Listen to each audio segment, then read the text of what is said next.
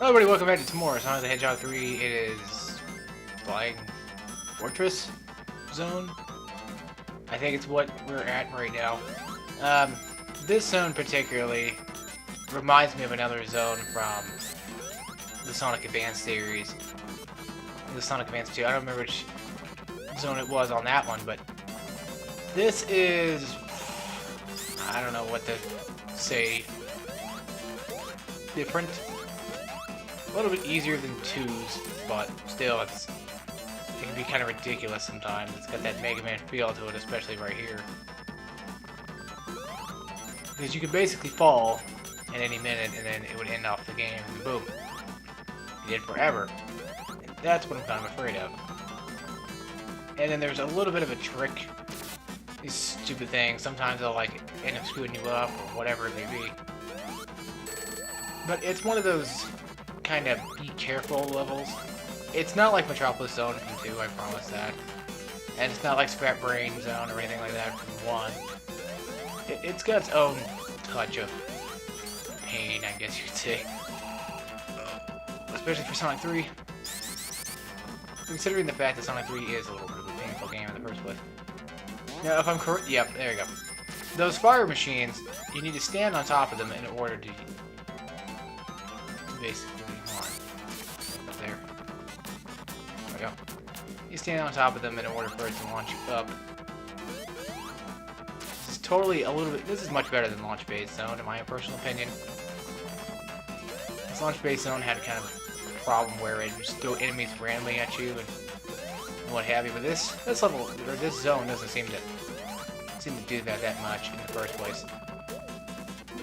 And not to mention, be careful of those, what do you call them? I don't know what they actually do call them, though.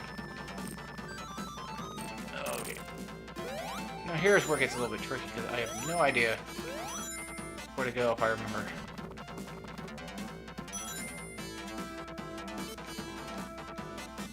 I think you're supposed to just go this way and be fine and dandy, but sometimes games like to screw with me. With my head sometimes. Yeah, okay, we're doing good. Okay. That part when I first got there kind of tricked me out because I was trying to figure out exactly... I died.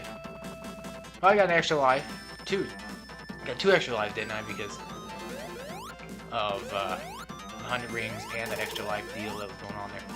Now, if I'm correct, this is if I'm correct, I don't know if this one has 2 acts or not. I don't remember. I know there's a few in this game particularly that don't have like 1 act or whatever, and you'll get to see that later. This guy's spoiler alert. I guess you should already know by now, especially if you play this game yourself. You should know exactly Sky Sanctuary is going to be in this game. Well, Sky Sanctuary, for example, only has like 1 zone anyway, so there are a few, particular levels in this game that are like 1 act. I mean, not zone. There's a few zones in this game that have like 1 act or so, which has been kind of a stapled idea of Sonic for a while back in this classic region. I don't know why, but they just decided, some levels just deserve 1 or very few things in the first place. And yeah, you can kind of grind up on lives there because they don't actually despawn if you hit them. They're not like some games where if you get the life once and it's over, you get the life and then you can never get it again. It's not like that. Although I think certain Sonic games more than likely would do that, but this one particularly hasn't done that to me yet. Especially like Sonic Unleashed. Sonic Unleashed, like, whenever you get to like the Warthog levels or whatever, you actually have times where there's multiple lives and stuff like that. And I kind of want to explain a little bit of Sonic Unleashed for a minute here. I like to play the game. I like the game.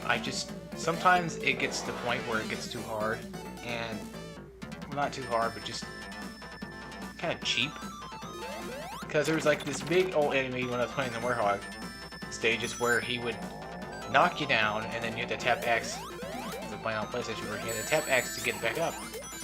And what have you. And for some reason, after he knocks me away and I have to tap X, I don't have enough time to get back up, which results in him doing this kind of Grand Slam move, which knocks me completely off everything in sight. Or it knocks me completely off the entire map itself and kills me. Which, there's been few of them that have done that. It was like probably like one spot, one particular level I'm looking at that did that. Stupid as all hell though. I thought it was. I don't know. We'll see what happens when I get there myself. As you all can tell what I mean by that, I'm sure. Yep. Yeah, you want to be kind of be careful of that, because if that falls down and kills you, it's game over from there, which I don't understand why. Like, slamming stuff actually instantly kills you. I mean, I understand, but I don't understand, I guess. Basically, what I mean by that is, why is it just that and not... I mean, it could at least be a little bit nicer about it and just, you know, kill me off, or not kill me off, but like just maybe lose my rings or something and be done with it, but I guess not, so... There's been times where, I think it was like on 2. 2 was the one that was the real bad one about those, boosting things. 2 was a culprit behind the whole fact of making them to the point where they just were completely useless or just completely tricked you out or whatever it may be. Now, on this part's odd, because you have to use those rockets, you have to get them to come towards you, and then you have to use them to blow up that wall. Which, you know, some people wouldn't know at first, obviously, because it wouldn't just show up and say, hey. Oh yeah, hang on guys, I'm gonna pause it. What the hell? No. There we go.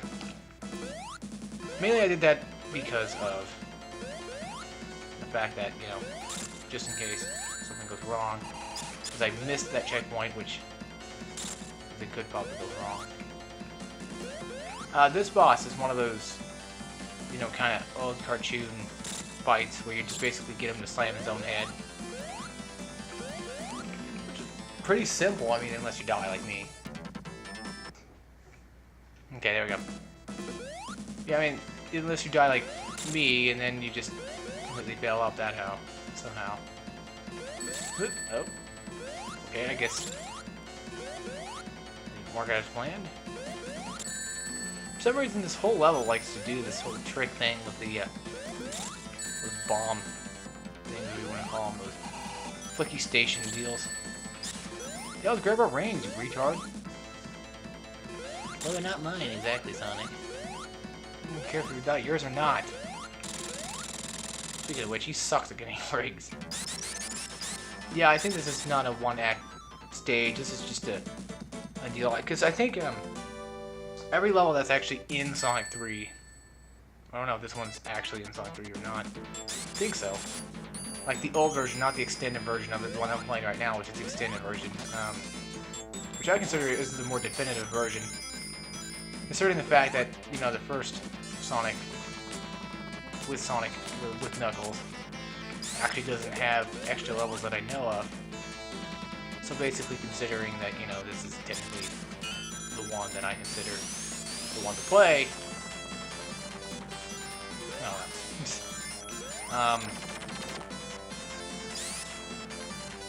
Yeah, I think most of the ones that are actually on Sonic 3 technically have 2 acts.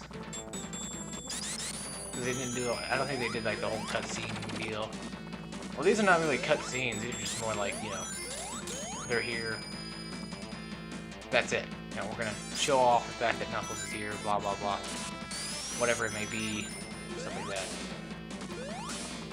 Oh, what's good is the electric shield, which is my personal favorite shield, but we're gonna have to get rid of it for the fire shield, mainly because of fire instances. There's a lot more fire hazards in this level than there are actually, because that's why, as you can see here. Yeah, I could have just easily swayed it, but you know, it ain't gonna work like that. Trust me, I'm not gonna try. Oh ho ho ho! Ooh, got close on that one, didn't we? Okay. Yeah, that electric shield would have been nice, but not now. But oh well.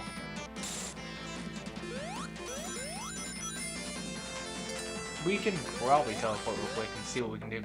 I don't know where the special stage is in this game though. Or not this game, but this zone. I have no idea where it is actually at. I've never been there myself that I know of. Try to build up enough lives here so I can. Nope, no, never mind. Here goes the rings. See, that's why the fire shield would be nice to have, but. You know, since this game just loves to kill off anything it can get its hands on, it ain't gonna matter, is it? Now this part. Okay, I'm not gonna do that. That's stupid. It's one of those. It would actually kill you if you're basically in its way when it goes up at that certain kind of speed. I did that so I didn't have to die. Which is kind of smart on my end if you think about it necessarily. Oh yeah, those are not the buzz or not buzz bombers. The what do they call them? From the second one. There's a lot of things from the second one, obviously, that are in this game that wasn't apparent enough.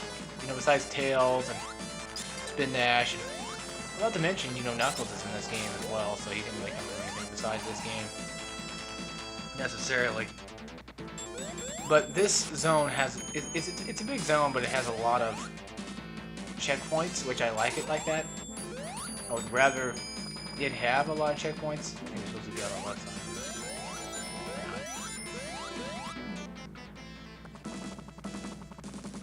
Okay, now this is where it gets a little bit tricky. Well, actually, no, not really. This is one of those, kind of Eggman does it himself, basically, where he tries to zap you down and just really just avoid his laser. That's all you can really do. This is quite the easy fight, I guess you could say. Basically, he's just blowing up his own fortress steel. There's nothing you can do. You can't really, you know, you can't really attack him. You can't really attack that because it's too high up. Tails can't really fly up there and hit it himself, so. So he basically just blew himself up. Now, does that mean we're done? No, never. Nothing in this game ever means we're done.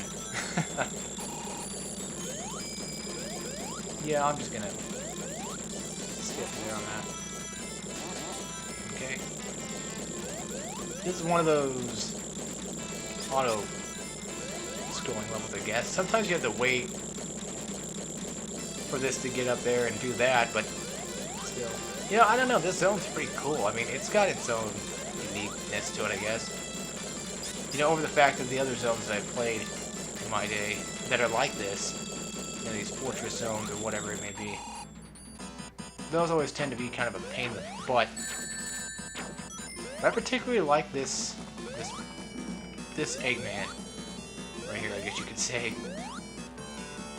Call it that.